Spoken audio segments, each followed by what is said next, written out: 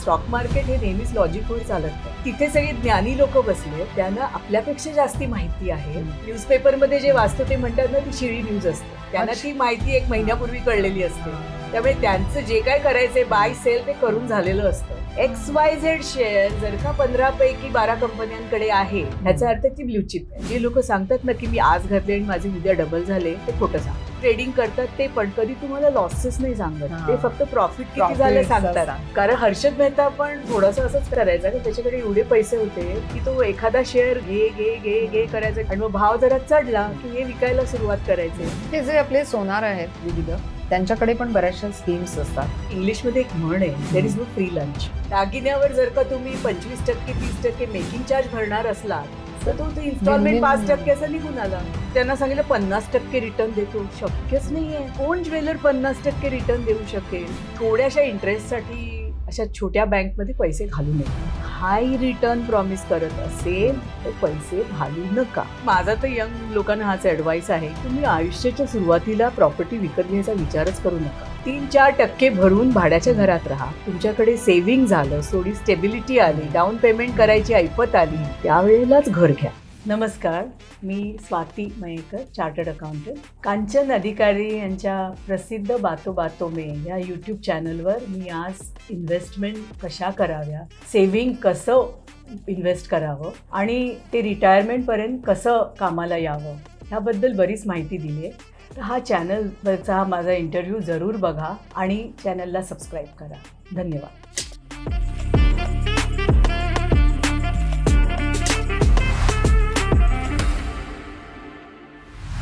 हाय, hello, नमस्कार. मी कांचन अधिकारी. बातो बातो मी या माझ्या नव्या कोऱ्या करकरीत युट्यूब चॅनलमध्ये आपणा सर्वांचं मनपूर्वक स्वागत करत आहे.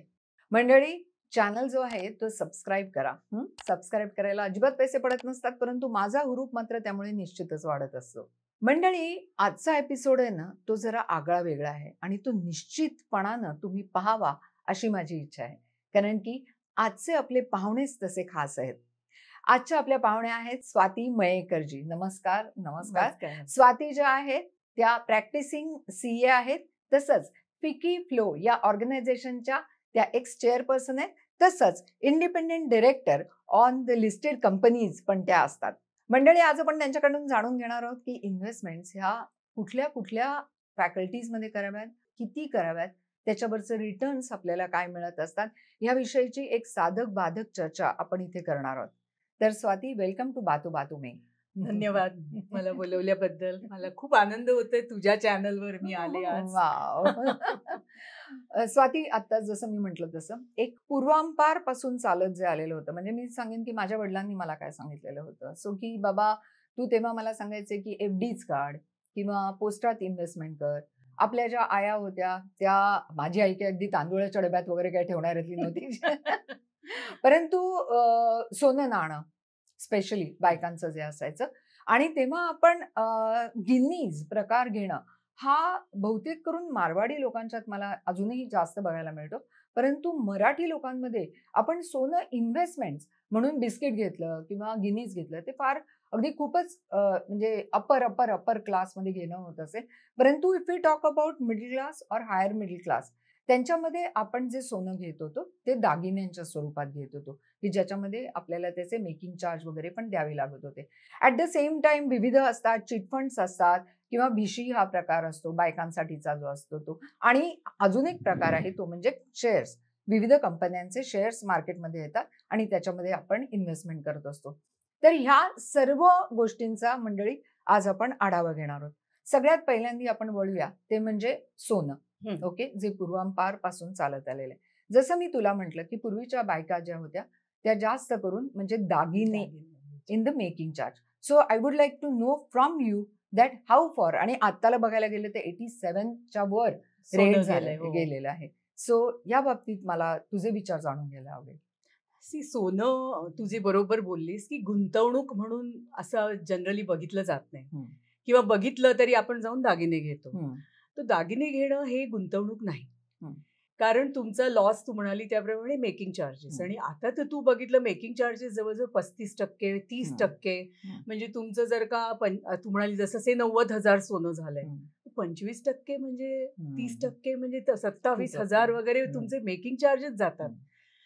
पण त्याच्याऐवजी जर का आपण फिजिकल गोल्ड घेतलं, कॉइन किंवा बिस्किट्स किंवा गिनीज तू म्हणालीस त्याप्रमाणे, तर मेकिंग चार्ज असतो पण अगदी मिनिमल असतो, पण त्याच्यावर जीएसटी लागतो. तुम्ही जेव्हा सोन्याची कॉइन सोनाराकडून घेता तेव्हा त्याच्यावर जीएसटी लागतो. किती जीएसटी? 3%. आणि मेकिंग चार्जवर 5%. अच्छा, म्हणजे टोटल विल बी 5%. नाही, मेकिंग चार्ज समजा तसं म्हटलं असे 80,000 सोनं, त्याच्यावर 3%, म्हणजे दागिन्यावर. आणि मेकिंग चार्ज जर का तुझा 25,000 असेल तर त्याच्यावर 5%. जीएसटीचा रेट वेगळा वेगळा आहे. त्यामुळे तुम्ही जेव्हा विकायला जाल तेव्हा तुमचे मेकिंग चार्ज परत येणार नाही तर जीएसटी येणार नाही. त्यामुळे ज्यावर मिनिमम मेकिंग चार्ज आहे अशा वस्तू सोन्यात घेतलेल्या बऱ्या. पण आता पूर्वी जे पॉसिबल नव्हतं ते आता पॉसिबल आहे, जे आपण डिजिटल गोल्ड म्हणतो. डिजिटल गोल्ड म्हणजे जे तुम्ही फिजिकली घेत नाही, पण तुम्हाला 3 अव्हेन्यूज अवेलेबल आहेत. एक सॉव्हरेन गोल्ड बॉन्ड्स जे गव्हर्नमेंट इश्यू करतं from time to time. Then what we call exchange traded funds, ETF, आणि म्युच्युअल फंड्स.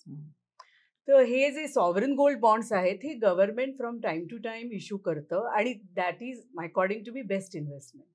अच्छा, कशी? म्हणजे हे कसं आहे की त्यावेळेला जी गोल्डची प्राइस असेल ते जेव्हा इश्यू करतात ती प्राइस तुम्हाला द्यायला लागते. आणि ऑनलाईन घेतले तर 50 रुपये वगैरे असं डिस्काउंट असतं त्याच्यावर, आणि तुम्हाला सोनं घ्यायला लागत नाही. But physically you don't get physically, but government holds that much gold for you. अच्छा. पण जेव्हा समजा आता मी 60,000 भाव होता तेव्हा मी घेतले आणि आता मला ते काढायचे झाले तर मग मला त्याची आत्ताचा भाव मिळणार, आणि त्याच्यावरती माझं मेकिंग चार्ज वगैरे वाचणार, त्याच्यावरती जीएसटी नाही. प्लस गव्हर्नमेंट काय करतं की 2.5% इंटरेस्ट देतं. तू जेव्हा बँकेत ठेवतेस तुला काहीच इन्कम येत नाही, पण ह्याच्यावरती 2.5% इंटरेस्ट देतात. 2.5% खूप छोटा अमाऊंट आहे, पण काहीच न पेक्षा 2.5% तर मिळतात. आणि त्याची मॅच्युरिटी पिरियड असते साधारण 8 वर्ष. आणि तुम्ही जर का ते 8 वर्ष होल्ड केलेत तर 8 वर्षानंतर जे काय पैसे तुम्हाला मिळतील ते टॅक्स फ्री असतात. असं कुठलीही गोल्डची स्कीम नाहीये की विच इज टॅक्स फ्री, पण तुम्हाला मॅच्युरिटी पर्यंत होल्ड करायला लागतात. समजा कधी अडचण आली तर 6 महिन्यानंतर ते बॉम्बे स्टॉक एक्सचेंजवर लिस्ट होतात आणि त्याची प्राइस येते तिथे, त्यामुळे तुम्ही विकू शकता, पण मग टॅक्स भरायला लागेल. सो सॉव्हरेन गोल्ड बॉन्ड्स म्हणजे आता जे 23 मध्ये जे मॅच्युअर झाले त्याच्यावर त्या लोकांना जवळजवळ 130% वगैरे रिटर्न आला, आणि तो टॅक्स फ्री. हे सगळं खरंच सांगते, हे नॉलेज मंडळी मलाही नव्हतं, हे मला आज कळतंय तुझ्याकडनं कळतंय. आणि खरं सांगायचं तर मी जेव्हा माझ्या नवऱ्याला सांगत होते की आपण हे घेऊया, डायमंड्स घेऊया, आता तर लॅब ग्रोन आले त्यामुळे डायमंडची प्राइस एकदम खाली गेलेली आहे. परंतु एक जमाना होता की ओ या शी इज व्हेरी सॉलिटेअर्स आणि येते. परंतु जे गोल्ड इन्व्हेस्टमेंटच्या बाबतीत जेव्हा मी माझ्या नवऱ्याला सांगायची तेव्हा मला तर सांगायचं हे क्या कर रहे सब, हे तो सब डेड इन्व्हेस्टमेंट आहे, कारण की ते जातं आणि लॉकरमध्ये पडतं. So from he being a business person he always use to think it like that. So अशा वेळेला दुसरी इन्व्हेस्टमेंटचे पर्याय तू काय सांगू शकशील? नाही, गोल्ड आपण एक पुरं करूया. चालेल. हे झालं sovereign gold bonds. Then I said exchange traded funds. हे पण फंड असतात जे लिस्टेड असतात, लाईक स्टॉक्स, शेअर सारखे, आणि त्याच्यावर लॉंग टर्म गेन 1 वर्षानंतर देतो. म्हणजे आपण, तुला प्रॉपर्टी माहिती असेल की आपण प्रॉपर्टी जर का 2 वर्ष होल्ड केली आणि विकली तर त्याला लॉंग टर्म गेन म्हणतात, आणि टॅक्स कन्सेशनल रेट असतो. तसाच हा ETFचा पण असतो की तुम्ही तो ETF गोल्ड जर का इन्व्हेस्ट केले, आणि हे exchange traded funds actual gold घेतात, म्हणजे त्यांच्याकडे गोल्ड असतं आणि आपण त्याची युनिट्स घेतो. 1 वर्षानंतर ते लॉंग टर्म होतात, आणि त्याच्यावर तुम्हाला कन्सेशनल टॅक्स बसतो. म्हणजे तुमची स्लॅब रेट जे काय असेल ती सोडून तुम्हाला फक्त 15% टॅक्स भरायला लागतो. मला याच्यामध्ये एक आता शंका उत्पन्न झाली, ते म्हणजे जसं fixed deposit. For example, fixed deposit आपण 10 वर्षासाठी ठेवलेलं असेल. सपोजिंग मला 8 वर्ष आणि 3 महिन्यानंतर मला ते मोडावंसं वाटलं, की त्याच्या जे पुढचं जे असतं आपल्याला तेवढ्यापर्यंतचं इंटरेस्ट मिळालेलं असतं, परंतु त्या जे काही 3 महिने असतात, जे पहिले एक 3 महिने राहिलेले असतात, पहिले राहून मग पुढचे जे काही आपले महिने 9 ते 10, 11, 12 म्हणजे 9 महिने पुढचे. तर 9 महिन्याचा ते इंटरेस्ट आपल्याला मिळणारच नाही, कारण की आपण तेव्हा ठेवलेलं नाही. पण ते जे 3 महिने असतात त्याच्यावरती पण जे रेग्युलर आपल्याला इंटरेस्ट मिळणार असेल, समजा 60% असेल, 7.5% असेल, परंतु ते 3 महिन्यामध्ये आपल्याला ते सेव्हिंग रेटचा इंटरेस्ट देतात. सो तेव्हा आपल्याला इथे मी खूप आणखीन एक हां. गोष्ट क्लॅरिफाय तसं मला करते. गोल्डच्या ह्याच्यामध्ये होतं का नाही, ते की तुला जे विचारायचं. वाटतंय की तू मध्ये मोडायची वेळ आली तर 60% हां. जर का फिक्स डिपॉझिट घेतलं 7.5% हं. आणि तू प्रीमॅच्युअर केलंस तर हां. त्या प्रीमॅच्युअरचा जो रेट आहे म्हणजे 9 अच्छा. महिन्याचा जो रेट आहे हां. तोच मिळेल तुला. ओह! 7.5% नाही मिळणार. तर मला आणि राग आलाय बँकेमध्ये. आणि तो जो 9 हां. महिन्याचा रेट आहे हं. तो पण नाही, त्याच्यावरती 1% पेनल्टी लावतात. अच्छा. ओके. त्यामुळे प्रीमॅच्युअर केलं समजा फिक्स हां, डिपॉझिट हां. तर ते बरोबर जरा वेळ बघून करायला पाहिजे की हो. 1 वर्षानंतर काय इंटरेस्ट होता, 6 हां. महिन्यासाठी काय होता, हां, तो जर का हां. बघितला नाही तर तुला सेव्हिंग्ज अकाउंट एवढा पण रिटर्न एखाद वेळ मिळणार हां. नाही. मला खूप कमी मिळाला, पण ते रिझन हां. होतं. मी समोरून एक प्रीमॅच्युअर.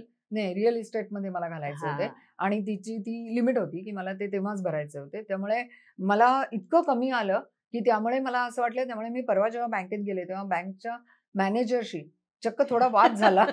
वाद झाला अशा कारणावरनं, की मी म्हटलं, "मैं क्यों फिक्स डिपॉझिट ले लूं?" म्हटलं, "मुझे नहीं एफडी लेना है. बरोबर मुझे आहे. म्हटलं let it lie on savings." बरोबर आहे. पण सध्या काय झालंय माहितीये ना, सगळ्यांना माहित नाहीये. हं, आयडीएफसी बँक हं, तुम्हाला हं. सेव्हिंग्ज अकाउंटवर 7.25% व्याज देते. ओह! 10 लाखाच्या अच्छा. वर. 10 समजा तुमचे लाखाच्या वर. पैसे असले ओके, तर. ओके. आणि मंथली कंपाऊंडेड हं. म्हणजे ते दर महिन्याला इंटरेस्ट वर्कआउट करतात हं. आणि तो ऍड करतात. ओह! अच्छा. आणि म्हणजे compound rate of compound interest rate of आहे. इंटरेस्ट मिळतो. हं, त्यामुळे किंवा म्युच्युअल फंड मध्ये लिक्विड फंड असतात. अशा वेळी फिक्स डिपॉझिट न काढता हं, असे जर का पैसे घातले हं, फिक्स म्हणजे liquid fund of mutual fund हं. थोडा सेव्हिंग्ज अकाउंट पेक्षा इनफॅक्ट इंटरेस्ट जास्ती मिळेल. जास्त मिळेल. पण एकदा तुमचं ते 2 महिने किंवा 3 महिने हे हं, जे काही एक्झिट त्यांचं लोड असतं हं, ते संपलं की हं, तुम्ही कधीही पैसे काढू शकता. हं. म्हणजे आज संध्याकाळी तुम्ही रिडम्पशन फॉर्म साईन केला, उद्या सकाळी 10 वाजता बँकेत पैसे असतात. अच्छा. ओके. त्यामुळे अशा वेळेला फिक्स डिपॉझिट काढू नये. फिक्स डिपॉझिट अशा वेळेस काढावं की जेव्हा तुम्हाला हां, साधारण तर ते आणि हां. अगदीच इमर्जन्सी आली ना तर मग त्याच्यावर लोन काढलेलं बरं. पण तुम्ही हं. 1% जास्ती भरता फिक्स डिपॉझिटच्या रेटपेक्षा. हां, हे चांगली आयडिया हां आहे. आणि ते लगेच सँक्शन होतं. अच्छा. त्यामुळे मग किती पर्सेंटेज देतात ते? समजा 10 लाख आहेत माझे, तर 10 लाख एफडी तुला मध्ये जर का असेल तर 5 लाखाचंच पाहिजे हं, असेल लोन हं, तर त्या 5 लाखावर समजा तुझं 60% हं, व्याज आहे हं, म्हणजे हं, मिळतंय हं. तर ती तुला 8% लोन देतील. म्हणजे तुला हं. ऍज सच डिफरन्स 1% 1% झाला. झाला. So I am getting the loan at हां. 1% ओन्ली. आणि समजा तुझे पैसे परत आले आणि तू हं. रिस्टोर केले तर हं. ते लोन फिटलं. म्हणजे ती फिक्स हां. डिपॉझिट कंटिन्यू राहिला आणि हां. तुझं लोन वरच्या वर फिटून हं, गेलं तर त्या हं, फिक्स डिपॉझिटवर परिणाम होत नाही त्याचा. हं. त्यामुळे अशा वेळी जेव्हा इमर्जन्सी येते तेव्हा लोन काढावं हां. हे छान आयडिया. मोडण्यापेक्षा. कारण हां. फिक्स डिपॉझिट मोडलं अवेळी तर हां. खरंच खूप काहीच इट्स मिळत अ नाही. लॉस हो. यार. It's a loss. पण मला काय झालं माहितीये का, की त्याच्या आधीची कित्येक वर्ष चला नाही फिक्स डिपॉझिट वडिलांनी असं डोक्यात घालून दिलेलं होतं. हां. पोस्टात पैसे घाला, पोस्टात पैसे घाला. ते पण एक सांगायचं होतं. तसंच आहे. सो तेव्हा त्याचं पण तसंच आहे. ते सांग, तसं. पोस्टाचं सांग आता आता. हे नाही ETF आपण बोलत होतो. Okay. Exchange traded funds gold. हं, हे जर का तुम्ही 1 वर्षाच्या आत विकलं हं, तर तो म्हणतात शॉर्ट टर्म गेन. तर हं, तो तुमचा जो काही इन्कम टॅक्स स्लॅब रेट आहे म्हणजे मी हं. समजा 30% टॅक्स भरत असेल हं, हं, तर 1 वर्षाच्या आत मी मोडलं तर मला 30% टॅक्स बसेल. जो काय माझा स्लॅब रेट आहे हं, तो. हं, पण मी 1 वर्षानंतर विकलं तर तो हं. लॉंग टर्म गेन झाला आणि मग मला कन्सेशनल रेट मिळतो. अच्छा. पण सोन्यावर हं. आणि सोन्याच्या म्युच्युअल फंडवर हं. 2 वर्षाचं लिमिट आहे. हं. They become Hmm. long term after 2 years अच्छा. and you pay tax at 20% even on long term. So अच्छा. these exchange traded funds हं, एक तर लॉंग हं. टर्म पटकन हं. होतात आणि हं. कन्सेशनल टॅक्स आहे. हं. त्यामुळे आता जर का आपल्याला गोल्ड घ्यायचं हं, असेल हं. तर ते ETF मध्ये घालावं. ETFचा एकच गैरफायदा आहे मी म्हणते की ते ऍटलीस्ट 1 ग्रॅम गोल्ड घ्यायला लागतं. हां, म्हणजे पण आता जर that's का okay. 9,000चा हो, भाव आता असेल ना तर हां. तुम्हाला मिनिमम 9,000चं एक 9,000 युनिट हं, घ्यायला लागतं. हं. त्यामुळे समजा कोणाला अगदी 1,000 रुपयापासून सुरुवात करायची असेल हां. तर त्यांना म्युच्युअल फंड घ्यायला लागतो. कारण कारण म्युच्युअल फंड मध्ये 500 रुपयाचं लिमिट आहे. अच्छा. त्यामुळे तुम्ही ज्याला काही सोनं घ्यायचंय आणि असं की मुलीचं लग्न आहे 20 वर्ष मी वाट बघेन, तर तुम्हाला म्युच्युअल फंड मध्ये 500, 1000 जमेल तसे पैसे घाला आणि जेव्हा वेळ येईल त्यावेळी किती गोल्ड मिळतं बघा. हे जे आपले सोनार आहेत विविध, त्यांच्याकडे पण बऱ्याचशा स्कीम्स असतात की तुम्ही दर महिन्याला हे एवढं भरा आणि मग आम्ही सेम पॉप्युलर स्कीम अशी आहे की तुम्ही 11 महिने भरा आणि 12वा हप्ता आम्ही भरतो. त्याच्यात एकच मी सांगेन की इंग्लिशमध्ये एक म्हण आहे, there is no free lunch. कोणी तुम्हाला फ्री लंच देत नाही. त्याच्या मागे असं असतं की 11 महिने जेव्हा तुम्ही ते इन्स्टॉलमेंट भरता आणि 12वात ते भरणार, त्यावेळी ते तुम्हाला त्या पैशातून दागिनेच घ्यायला लावतात. ते तुम्हाला सोन्याचं कॉइन किंवा बिस्किट देणार नाही. बरं, दागिन्यावर जर का तुम्ही 25% 30% मेकिंग चार्ज भरणार असलात तर तो इन्स्टॉलमेंट 5% असा निघून आला. त्यांच्यासाठी विन विन सिच्युएशन की तुम्ही बाउंड राहिलात. बरं, तुम्ही 11 महिन्याचा इंटरेस्ट पण घालवला. तुम्ही जर का हेच बँकेत रिकरिंग डिपॉझिट चालू केलं असतं तर तुम्हाला इंटरेस्ट मिळत राहिला असता त्या पैशांवर. हे तुम्ही तिथे दिले. समजा गोल्डचा अगदीच वाढला तरी ती तुम्हाला तेच युनिट देणार आहे. म्हणजे असं नाही की गोल्डचा रेट फिक्स करतात. ते गोल्डचा रेट फिक्स नाही करत. तू महिन्याला जो रेट असेल आणि तुझा जर का 10,000चा इन्स्टॉलमेंट असेल तर त्या दिवशी जो भाव असेल तेवढंच गोल्ड ते देतात. म्हणजे असं नाही की सुरुवातीला एक रेट होता तोच कंटिन्यू करतात, असं नाहीये. आणि तुम्ही नंतर दागिना घेतलात की त्याच्या मेकिंग चार्ज मध्ये त्यांचा तो 12वा इन्स्टॉलमेंट ऍडजस्ट निघून येतो. त्यामुळे there is no free lunch. त्यामुळे असं आणि ती ज्वेलरी पण वेगळी असते की कुठली तुम्ही घेऊ शकता. अच्छा, असं असतं की असं मला हे आवडलं, मला का कोणास मला ती स्कीम बघितल्यानंतर असं एकदम आपण इथे घालावे पैसे असं वाटलं. सगळ्यांनाच वाटतं की अरे 12वा फ्री आहे, कुठलीही गोष्ट फ्री म्हटलं की मजा येते. टेम्पटेशन होतं त्याच्यासाठी. बरं, आता मला दुसऱ्या गोष्टीकडे वळायचं, ते म्हणजे शेअर्स. सो विविध कंपन्यांचे विविध ह्याचे शेअर्स असतात. तर बऱ्याचशा लोकांचं असं म्हणणं असतं की जे कन्झ्युमर प्रॉडक्ट्स आहेत, सो त्यांचं डेली म्हणजे खप एवढा आहे, सो अशा कंपन्यांमध्ये इन्व्हेस्ट करावे. ऍट द सेम टाइम मला कुठेतरी असं वाटतं की अडाणीचं इलेक्ट्रिसिटी आहे किंवा अडाणीचं पोर्ट्स आहेत, म्हणजे अनंत एअरपोर्ट्स आणि हे ते वगैरे असे आहेत. सर, कुठल्या ह्याच्यामध्ये which company to be selected? तू म्हणजे ना आता एकदम वॉरन बुफेच झालेस. Warren Buffett, I don't know, may be people know, is a investor in America आणि he just invest systematically in shares. त्याची बर्कशायर हॅथवे म्हणून जी बेसिक कंपनी आहे त्याचा एक शेअर आता जवळजवळ $1,25,000 माय गॉड एवढे पैसे त्यांनी कमवलेत. आणि त्याचं हेच लॉजिक होतं की त्यांनी कुठे पहिल्यांदा इन्व्हेस्ट केलं, कोका कोला, की people drink Coke, McDonald's, Walt Disney entertainment. So these are very typical investments की ज्याच्यामध्ये लोक तशा 2 इंडस्ट्रीज ते म्हणतात की यार अगदी प्रूफ असतात. काही एक फार्मा, तुम्ही औषध काही झालं तरी घेणार, आणि फूड. ह्या 2 गोष्टी माणूस कधीही काही झालं तरी पहिली प्रायोरिटी असेल. तर हे झालं लॉजिक. पण स्टॉक मार्केट हे नेहमीच लॉजिकवर चालत नाही की बरं त्या कन्झ्युमर कंपनीमध्ये कुठली कंपनी चांगली आहे, कोणाची प्रॉडक्ट जास्ती विकली जात आहेत. तर मी लोकांना ना एक माझा म्हणजे अगदी शेअर्स मध्ये ज्यांनी पैसे घालायचे त्यांना, आपण नंतर बघू की म्युच्युअल फंड किंवा ह्याच्यामध्ये, की तुला समजा काही आता कुठलीही गोष्ट फाइंड आउट करायची असेल की पटकन गुगलवर जातो, बरोबर? तसं तुम्हाला आता शेअर्स मध्ये घालायचंय की नाही, तर मी काय करते की म्युच्युअल फंड, तुला माहितीये इक्विटी फंड्स असतात, तर बेस्ट परफॉर्मिंग इक्विटी फंड्स असं मी जर का टायटल घातलं तर अशा बऱ्याच moneycontrol.com, इकॉनॉमिक टाइम्स असे तुला बरेच ऑप्शन देतील की हे म्युच्युअल फंड इक्विटीमध्ये खूप चांगले परफॉर्मन्स केलेत. तर मी ते म्युच्युअल फंड लिस्ट करेन. समजा तुला कन्झ्युमर प्रॉडक्टचं पाहिजे असेल तर कन्झ्युमर प्रॉडक्टचा पण समजा म्युच्युअल फंड असेल की जो फक्त कन्झ्युमर प्रॉडक्टमध्ये इन्व्हेस्ट करतो, तर त्या म्युच्युअल फंडनी कुठल्या शेअर्स मध्ये इन्व्हेस्ट केलेत ही लिस्ट अवेलेबल असते वेबसाईटवर. म्हणजे त्यांना कंपल्सरीली ते पब्लिश करायला लागतं आणि वेटेज प्रमाणे. म्हणजे समजा कोणी XYZ कन्झ्युमर कंपनीत म्युच्युअल फंड 25% घातलेत, ABC मध्ये 20% घातले, तर तुला त्यांची प्रायोरिटी कळली की हिंदुस्तान युनिलिव्हर सगळ्यांना माहितीये का बेस्ट कन्झ्युमर प्रॉडक्ट कंपनी, पण त्यांनी त्याला काय वेटेज दिलंय हे तुला त्यांच्या वेटेज प्रमाणे कळतं. तर अशा वेळी आपण जास्ती विचार करण्यापेक्षा आपण जर काही म्युच्युअल फंडचं लिस्टिंग केलं, म्हणजे मी तर असं सांगते की बेस्ट परफॉर्मिंग म्युच्युअल फंड्स एक 10-15 शोधून काढायचे, त्यांचे कुठल्या शेअर्स मध्ये कसे शेअर्स आहेत ही लिस्ट करायची एक्सेल शीट सारखी, आणि then go by rule of elimination. XYZ share जर का 15 पैकी 12 कंपन्यांकडे आहे ह्याचा अर्थ ती ब्ल्यू चिप आहे. अच्छा.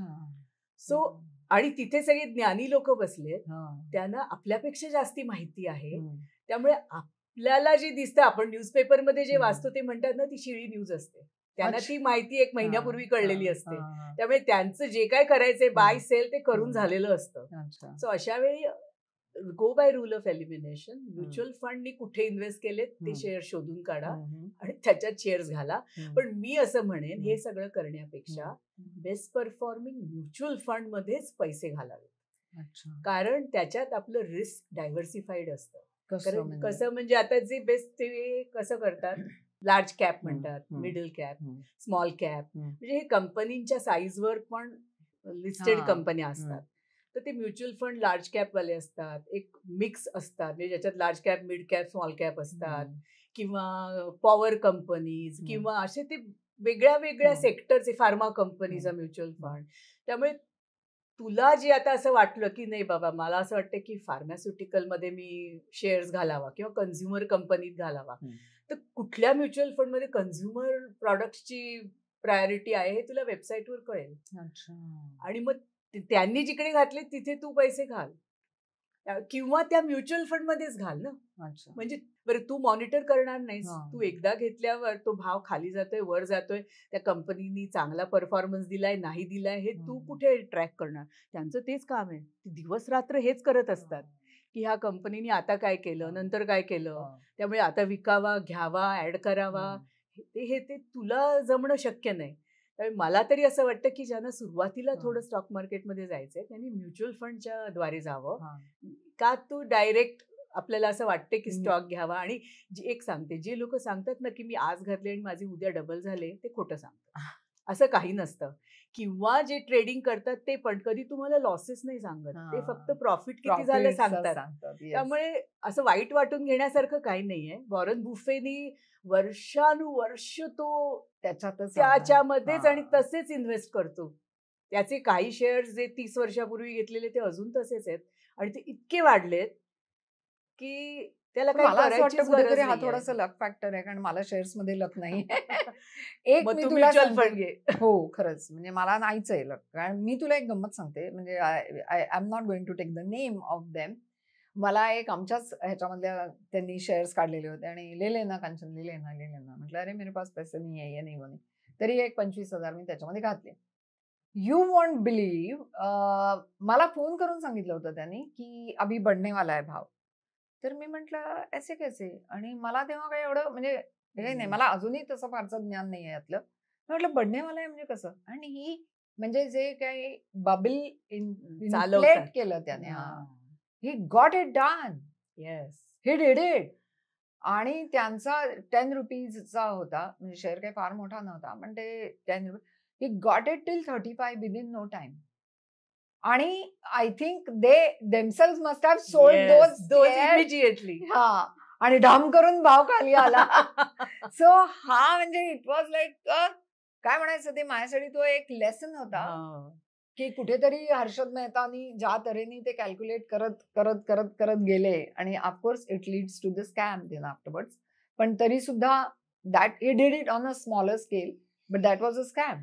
हो, कारण हर्षद मेहता पण थोडंसं असंच करायचा, की त्याच्याकडे एवढे पैसे होते की तो एखादा शेअर घे करायचा की लोकांच्या बाकीचे स्टॉक ब्रोकर बघायचे, अरे ये ले रहा है ले रहा है, ते पण त्यांच्या क्लायंटला सांगायचे. आणि मग भाव जरा चढला की हे विकायला सुरुवात करायचे आणि बाकीच्यांची रिॲक्शन येईपर्यंत हे विकून मोकळे झालेले असतात. त्यामुळे that is why we don't know. So this is not a correct way of investing. कारण आपल्याला हे मार्केट कळणं शक्यच नाही. ह्याच्यापेक्षा म्हणून मी नेहमी म्हणते म्युच्युअल फंड मध्ये पैसे घाला, कारण ते लोक डोळ्यात तेल घालून हेच काम करत असतात की आपण त्यांनी समजा एक कंपनीचा शेअर घेतला आणि त्यांच्या लक्षात आलं की अरे बापरे हा बरोबर नाहीये, तर ते लगेच विकून मोकळे होतात, दुसऱ्या कंपनीत घालून इन्व्हेस्ट करतात. आपलं काय होतं माहितीये ना, थोडं एखादा चांगला शेअर झाला की आपली त्याच्याशी असं सगळ्यात भावनिक गुंतवणूक होते की आता कसा विकायचा, की आता ह्यानी मला एवढा रिटर्न दिलाय, ठीक आहे थोडा खाली गेला अजूनही वाट बघते, एखाद वेळ वाढेल, एखाद वेळ असं होईल. पण मी काय म्हणेन की समजा अगदी छान कंपनी असेल तर थोडा टेम्पररी भाव खाली गेला तर तुमची झोप उडता कामा नये, की तुम्हाला माहिती बेसिकली जेव्हा तुम्ही ट्रेडिंग मध्ये येता तेव्हा तुमची रिस्क बेअरिंग कॅपॅसिटीज असायला पाहिजे. आणि शेअर्स हे लॉंग टर्म इन्व्हेस्टमेंट आहे, ही कधीही शॉर्ट टर्म नाही. आता आपण शॉर्ट टर्म कडे बघूया. तर बऱ्याचशा बायका ज्या आहेत त्या BC मध्ये असतात. आपल्याही एक BC आहे आणि तिथे स्वाती आम्हाला नेहमी सांगत असते की आपण असं असं करूया. सो BCतल्या बायकांचे त्या बऱ्याच विविध 5,000 पासून ते 10,000 पासून 20-25 अगदी लाख रुपयापर्यंतच्या पण बायका BC करत असतात. सो BC हा एक काय फॅक्टर आहे. आणि बरेच वेळेला BC हा सेव्हिंग साठी अशासाठी उपयोगी येतो की समजा जर एक 10-20 बायका, समजा 20 लेडीज आहेत आणि त्यांचे काय एक समजा 10,000 असतील समजा, तरी सुद्धा त्यांचे जे पैसे होतात, एखाद्या बाईला एखाद्या महिन्याला अडचण असेल तर ती सांगू शकते आपल्या मैत्रिणींना आणि इतर मैत्रिणी पण कॉपरेटिव्हली ओके म्हणतात. So that is the only advantage what I feel about. और otherwise it's a fun element. बरोबर, यू कॅन से की वी कॅन गॅदर टुगेदर आणि आपल्याला एक आनंद मिळतो एक अमुक एका वयामध्ये आल्यानंतर म्हणा किंवा काय, तुम्ही एक you enjoy that kitty. So kitty हा काय तुझा फॅक्टर आहे? BC ज्याला म्हणतात. त्याच आपल्या किटीला पण मी सांगत होते की एक रिकरिंग डिपॉझिट जर का चालू केलं की समजा 2 लाख तू आता म्हणाली की 20,000 10,000 आणि 20 बायका 2 लाख जमा करतायत महिन्याला, ते एक थ्रिल असतं की मला मिळाली तुला मिळाली. पण हे 2 लाख जर का त्यांनी 10 बायका असल्या तर 10 महिने किंवा असे रिकरिंग डिपॉझिट मध्ये टाकले तर तुम्हाला त्याच्यानंतर 40,000 ते 50,000 व्याज मिळू शकतं त्याच्यावर, जे सगळ्यांना फायदा आहे. सो म्हणजे पर म्हणजे आपली कितीची अमाऊंट येईल ती आपण त्या रिकरिंग डिपॉझिट मध्ये घालत जायची आणि मग त्याच्यावर आता आपल्या 15 बायका आहेत त्यामुळे आपलं रिकरिंग डिपॉझिट 15 महिने चालेल. 15 महिन्यानंतर तुला जवळजवळ हाफ BCचा अमाऊंट हा टोटल व्याज म्हणून मिळेल. नेक्स्ट टाइम आणि मग जरा थ्रिल तयार करायचं असेलच तर काय करायचं, जिला भिशी लागली तिला काहीतरी एक्स्ट्रा गिफ्ट द्यायचं छोटस की हा आता तुला आज लागली ना तुला ही गिफ्ट, ती त्या व्याजातून पण निघेल, आउट ऑफ पॉकेट पण जायला लागणार. पण हा खरंच एक अतिशय चांगला म्हणजे मार्ग आणि आहे. हे स्पेशली आपल्याला तर ठीक आहे, पण ह्या ज्या लोअर लेवलच्या बायका जे चिटफंड मध्ये घालतात आणि आपण सगळीकडे बघतो की त्या नेहमी रडत असतात की आम्हाला फसवलं आम्हाला फसवलं आम्हाला फसवलं. आता तर सगळ्यांकडे बँक अकाउंट आहे, तर तुम्ही चिटफंड मध्ये कशाला घालता, मग बँकेत टाका, तुम्हाला व्याज मिळेल. अजूनही आपण बघतो, आताच तू सांगितलंस ती टोरी केस, ती जरा सांग जरा आम्हाला. एक गोष्ट आपण लक्षात ठेवायला पाहिजे, like I said there is no free lunch. की कोणीही तुम्हाला जर का अवास्तव मोठं रिटर्न प्रॉमिस करत असेल तर तुमचे अँटेनाज वर जायला पाहिजेत, ना की तुम्ही टेम्प्ट व्हायला पाहिजे की त्यांनी त्यांना सांगितलं 50% रिटर्न देतो. शक्यच नाहीये. कोण ज्वेलर 50% रिटर्न देऊ शकेल? तरी लोकांनी पैसे घातले आणि ते काय करतात, सुरुवातीला देतात की तू 1 लाख दिले सुरुवातीला, ते तुला 30,000 रिटर्न दिला 30%, मग तू आणि 4 मैत्रिणींना सांगतेस, मग त्या घालतात. असं करून करून ते सुरुवातीला पैसे परत देतात आणि मग जेव्हा त्यांच्याकडे सायझेबल अमाऊंट जमा होतो, एक दिवशी दुकानाला टाळं. There is just nobody. तसंच झालं त्या टोरीमध्ये पण की ज्वेलरीच्या दुकानात मग तुम्ही हे स्टोन घ्या, मग ह्याच्यावर 60% रिटर्न, ह्याच्यावर 70% रिटर्न. मी तर असं ऐकलं कुठल्या भाजीवाल्याने 4 कोटी रुपये घातले तिथे. भाजीवाल्याकडे 4 कोटी म्हणजे मग भाजीवाले पण श्रीमंत. आणि एक दिवस दुकानाला टाळा, दुकान बंद, मग विचारणार कोणाला, शोधणार कुठे.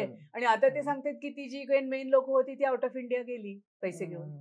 त्यामुळे कोणीही अनसिक्युअर्ड हाय रिटर्न प्रॉमिस करत असेल तर पैसे घालू नका. तुमच्या खिशात पैसे असणं जास्ती सेफ आहे. आणि हे असं कोणीतरी सांगणं कधीही विश्वास ठेवण्यात. पण तुम्हाला काही कोलॅटरलच नाही, तुमच्याकडे काही त्याचे हेच नाहीये. पण काही लिखापडी वगैरे लिखापडी असली तरी काय, दुकान बंद झालं, तुम्हाला त्यांनी रिसिट दिली असेल की मी घेतले तुमच्याकडून 10 लाख रुपये, काय करायचं त्याचं? कोर्टात जाणार तू. नाही, पण काही जणांनी समजा त्यांना चेक्स दिले असतील 10 लाख, म्हणजे काही समजा अमाऊंट. ठीक आहे, ते बँकेत चेक दिले, सगळं मान्य आहे. ते ट्रेसची ते लोक आपल्यापेक्षा शातीर आहेत. एकातून जात नाही ते, त्यांचे 4 चॅनल झालेले असतात. त्यामुळे ह्या कंपन्यातून त्या कंपनीत, त्या कंपनीतून त्या कंपनीत, असं करून करून ते कुठे आउट ऑफ इंडिया, मॉरिशस कुठे गेले कोणाला काय कळत नाही कुठे गेले. आता नुकताच झालेला एक रिसेंट घोटाळा म्हणजे न्यू इंडिया कोऑपरेटिव्ह बँकेचा. बऱ्याचशा कोऑपरेटिव्ह बँकेमध्ये हे घडताना आपण पाहतो, म्हणजे त्यामुळे नॅशनलाइज बँकांमध्ये. पण याचं म्हणजे जनरल मॅनेजरनेच त्याच्या 122 करोडचा घोटाळा केला. हे म्हणजे असं की करायचं तर कमीचा कशाला करायचं. हल्ली मला वाटतं असंच झालंय की त्यांना असं वाटतं मग करायचं तर मोठंच म्हणजे, कारण तुम्ही 40-50 हजार केले तर तुम्हाला पोलीस अगदी लगेच हात धुवून मागे लागेल. आणि एवढा मोठा घोटाळा केला. पण हा कसा काय पॉसिबल झाला असेल, म्हणजे तुझ्या दृष्टीने काय वाटतं? काय होतं की काही रिपोर्ट्स वगैरे जे बँकेचे असतात ना, आरबीआयचं ऑडिट तर कायम असतं, पण हे रिपोर्ट लपवले जातात किंवा फोर्ज केले जातात. आणि अशा वेळी जर का ते ऑडिटच्या लक्षात आलं नाही तर ते आलं नाही किंवा त्याला किंवा कसंही आता 122 करोड आपल्याला घ्यायचं, 22 करोड तो इकडे तिकडे फेकायला काय फरक पडतो. त्यामुळे मग हे तर सगळी ब्रायबरीवर सगळं चालतं. त्यामुळे ह्याला काही, त्यामुळे जनरली नॅशनलाइज बँक मध्ये पैसे घालावे. त्याला पकडलं, पण म्हणजे आता त्यांनी तो म्हणतोय त्याच्यात प्रॉपर्टीत घातले होते. बरं, त्या प्रॉपर्टी कोर्टाकडून सँक्शन होऊन विकून ते पैसे येऊन हा प्रोसिजर खूप लांब आहे. आणि बेसिकली जे माणसं आहेत त्यांनी आपले पैसे त्यांच्या गरजेसाठी बँकेत ठेवलेले असतात. सो एखाद्याच्याकडे लग्न कार्य असलं, कोणाचा आजारपण असेल, कोणाचं काय असेल, सो सर्वसामान्य माणसं म्हणजे आणि मग ते काहीतरी 20,000 50,000 असेच काढून देतात. त्यांनी काय होणार? आणि टेन्शन किती खूप येतं म्हातार वयामध्ये. हे असं सहन होत नाही टेन्शन. एक नॉर्मली मी असं थोडा बँक रेट, इंटरेस्ट रेट जरी कमी असला ना, तरी अशा वेळी ह्या लोकांनी फक्त नॅशनलाइज बँकमध्ये पैसे ठेवावेत. लाईक आपल्या सगळ्या नॅशनलाइज बँक सगळ्यांना माहिती आहे, SBI, bank of India, bank of Maharashtra, bank of Baroda. एक तर कोऑपरेटिव्ह सोसायटी थोडा रेट जास्ती देतं, पण अशा सेफ नाही. तुमची एसबीआय फेल झाली तर गव्हर्नमेंट फेल झाल्यासारखं आहे. त्यामुळे ती सिक्युरिटी कायम असते. त्यामुळे थोड्याशा इंटरेस्टसाठी अशा छोट्या बँकमध्ये पैसे घालू नये. तर दुसरी एक गोष्ट मला इथे म्हणावीशी वाटते ती म्हणजे आताला 3 तऱ्हेच्या बँक्स आपण बघतो. कोऑपरेटिव्ह बँक्स एक आताला आपण हे पाहिलं. त्याच्यानंतर जसं आपण बघितलं nationalise bank, bank of Maharashtra असेल, युको असेल, हे असेल, देना बँक असेल, जी असेल ती. तसंच आताला नवीन ज्या आलेल्या आहेत, HDFC असेल, ICICI असेल, ICICI बँकेमध्ये पण त्या चंदा कोचरचा हे निघालेला होता. सो या ज्या इतर ज्याला आपण म्हणू की कमर्शियल एक या बँकिंग आहे, सो त्याकडे तुम्ही कशाने बघता? कारण की मध्यंतरी त्यांचं पण खूप हे झालेलं होतं की they used to give lot of credits. म्हणजे तुम्हाला घर घ्यायचं असेल तर लोन्स धडाधड मिळत होती. क्रेडिट कार्ड, लोन कसं आहे की तुम्हाला ते 100% लोन देत नाही. तू 25-30% घातले मार्जिन मनी म्हणजे बँक, तर ते पुढचं पैसे देतात. आणि ते पण इन्स्टॉलमेंट मध्ये देतात. म्हणजे असं नाही की एकदम सगळे देऊन टाकले. तुमचं जर का ऑफकोर्स रेडी पोझिशन असेल तर सगळे पैसे देतील, नसेल तर ज्याप्रमाणे तुमची बिल्डिंग होईल त्याप्रमाणे पैसे देतात. त्यामुळे त्यांच्याकडे ती एक सिक्युरिटी असते की जर का तू पैसे परत दिले नाहीस तर ते तुझं लोन, घर जप्त करणार. त्यामुळे होम लोन म्हणून ते धडाधड देतात की त्यांच्याकडे ती सिक्युरिटी असते. तसंच क्रेडिट कार्डचं जे तू बोललीस, क्रेडिट कार्ड कधीही लोनसाठी वापरू नये. मी क्रेडिट कार्ड कधी वापरेन की समजा मी ठरवले की मी महिन्याला 50,000 रुपयाचं शॉपिंग करणार आहे, तर मी क्रेडिट कार्डवर शॉपिंग करेन. 50,000 रुपये माझे बँकेत राहिलेत. माझे सेव्हिंगचा इंटरेस्ट मिळतोय मला त्याच्यावर. आणि जेव्हा माझं क्रेडिट कार्ड ड्यू असेल त्याच्या आधी 2 दिवस मी ते क्रेडिट कार्डचे पैसे भरून टाकेन, किंवा एक बँकेला आपल्याला हे देता येतं की ह्या दिवशी माझ्या क्रेडिट कार्डचे पैसे तुम्ही डेबिट करा. म्हणजे मी विसरले तरी ते आपोआप होणार. कारण क्रेडिट कार्डचा इंटरेस्ट रेट हा 3.5% वगैरे, म्हणजे 35%, 40% काही असू शकतो, आणि परत कंपाऊंडेड. त्यामुळे क्रेडिट कार्डवर लोन कधीही घेऊ नये. पण ही फॅसिलिटी जरूर वापरावी की आपल्याला जी माहितीये की, आणि आपली इंडियन मेंटॅलिटी असंच असते की मी जर का 50,000 रुपये खर्च करणार असले तर मला 100% माहितीये की माझ्या बँकेत 50,000 रुपये आहेत. मी कधीही 10,000 असताना 50,000 क्रेडिट कार्डवर चार्ज करणार नाही की मला माहितीये मला चार्ज करता येणार. आणि क्रेडिट कार्डचा दुसरा एक फायदा मी पाहिला छोट्या बिझनेससाठी, की रेकॉर्ड राहतो. की मी जर का पेट्रोल भरलं, माझा बिझनेस आहे, तर मी ते पेट्रोलच्या एवढ्या चिट्स कुठे गोळा करत बसू. पण मी हे जर का क्रेडिट कार्डनी पैसे दिले तर त्या क्रेडिट कार्डचं स्टेटमेंट जेव्हा येतं महिन्याच्या एंडला, माझा अकाउंटंट पेट्रोल पंप बघितला की तो लिहितो मोटर कार एक्सपेन्सेस. त्यामुळे हा रेकॉर्ड किपिंग साठी त्याचा फायदा होतो. त्यामुळे प्लस पॉइंट आपण नेहमी बघावेत. आणि पण क्रेडिट कार्ड लोन साठी नाही. आता आपण बघतो अब्रॉडमध्ये बहुतेक घरं घेणं हे सगळं मॉर्गेजवरतीच चाललेलं असतं. म्हणजे त्यांच्या तिकडे जे काही त्यांचं इन्कम असेल, म्हणजे तुमची जी सॅलरी असेल त्या सॅलरीच्या काय पर्सेंटेज वगैरे देत असतील ते. आपल्या इकडे पण बरेच वेळेला होम लोन ही त्याच पद्धतीने दिली जातात, किंवा त्याच्यातले काही पैसे जे असतात ते कधी आई वडिलांनी दिले म्हणा, किंवा कोणी दिले, किंवा मित्रांनी दिले वगैरे. अशा तऱ्हेने नॉर्मली एक यू कॅन से लग्न झालेली मुलं आहेत, त्यांचे आत्तालाच ते लागलेले असतात कामाला, फार फार तर एक 7-8 वर्ष झालेले असतात. सो अशा वेळेला they have to opt for this loan thing which they go either from bank or from personalize loans, किंवा जे कोणी लोन देणारे वगैरे सावकार ज्याला आपण पुढे म्हणायचं, हो सावकारीच ना, ते लोन देणारे असतात. ह्या बाबतीतली काय तुझी मत आहे? माझा तर यंग लोकांना हाच ऍडवाइस आहे की तुम्ही जर का प्रॉपर्टीची कॉस्ट पाहिली तर आज रेंट असतं हार्डली 3 ते 4%. त्यामुळे तुम्ही आयुष्याच्या सुरुवातीला प्रॉपर्टी विकत घ्यायचा विचारच करू नका. 3-4% भरून भाड्याच्या घरात राहा. तुम्ही ते पैसे जर का नीट इन्व्हेस्ट केलेत आणि यंग एज मध्ये म्युच्युअल फंड, स्टॉक्स ह्याच्यात तुम्ही घालू शकता पैसे, कारण लॉंग लाईफ आहे. अशा वेळी जर का तुम्हाला 10-12, 13-14% रिटर्न मिळणार असेल तर तुम्ही रेंटल घरात राहिलाय पण तुमचं सेव्हिंग होतं एकीकडे. आणि असे जर का 5-6 वर्ष राहिले, तुमच्याकडे सेव्हिंग झालं, थोडी स्टेबिलिटी आली, डाऊन पेमेंट करायची ऐपत आली, आणि नंतर तुम्ही जो EMI तुम्हाला लागणार आहे तो पण इझिली तुमचे पगार वाढले, सहजपणे भरता येईल, अशी जेव्हा परिस्थिती येईल त्यावेळेलाच घर घ्या. त्याच्या आधी पैसे इन्व्हेस्ट करा.